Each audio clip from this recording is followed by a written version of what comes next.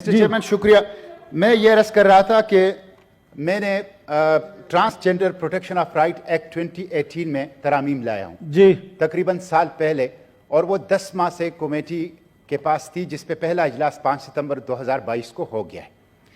Mister chairman, उस तरमीम के बाद मेरे खिलाफ एक प्रोपेगेंडा BBC से लेकर लोकल लोगों तक ने शुरू कर दिया है। ट्रांसजेंडर प्रोटेक्शन यूनिट इस्लामाबाद के इंचार्ज ने कल प्रेस कॉन्फ्रेंस की है, जिसमें मुझे गालियाँ दी गई है और जिसमें मेरी कॉन्स्टिट्यूंसी खैबर पुख्तनख्वा के तमाम पुख्तूनों के लिए ऐसे अल्फाज इस्तेमाल हुए हैं जिसको मैं इस ईवान में बयान नहीं कर सकता, जिसको मैं इस ईवान में मेरी आपसे दरख्वास्त है कि जो ट्रांसजेंडर एक्ट है उसके ऊपर तमाम मकातिब फ़िक्र और तमाम मसालिक का इत्तिफाक है कि ये खिलाफ कुरान सुन्नत है, खिलाफ शरीयत है और इसकी इस्लाह होनी चाहिए अक्रॉस द बोर्ड। उसके हवाले से कौम के अंदर एक शदीद इस्तिराब है, एक शदीद बेचैनी है। मेरी आपसे दरख्वास्त है, हुकूमत ने खुद तस्लीम कर लिया है कि हाँ ट्रांसजेंडर प्रोटेक्शन एक्ट में मसाइल हैं, 2 वज़रा ने तस्लीम कर लिया कि मसाइल हैं, इसकी इस्लाह होनी चाहिए।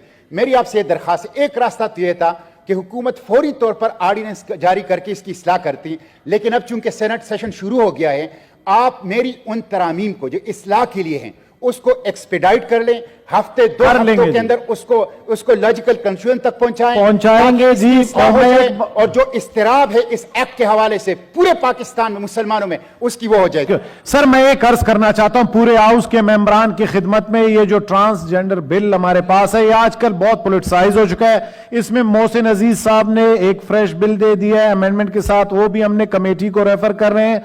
आज जो एक बिल आया है वो भी मैं कमेटी में भेजूंगा, इसको कमेटी में डिस्कस करने दें इन डेप्थ। हमारे जो यहां पे वकला हजरात हैं उनसे मेरी गुजारिश है कि वो भी उस कमेटी में चले जाएं, 8-10 दिन में इसको कंक्लूड करें। अगर कोई और मेंबर सेनेट ऑफ पाकिस्तान का समझता है कि इस कमेटी में जाए हिस्सा बने, उसको भी इजाजत है, वो अपनी इनपुट जाके वहां दे दें जी।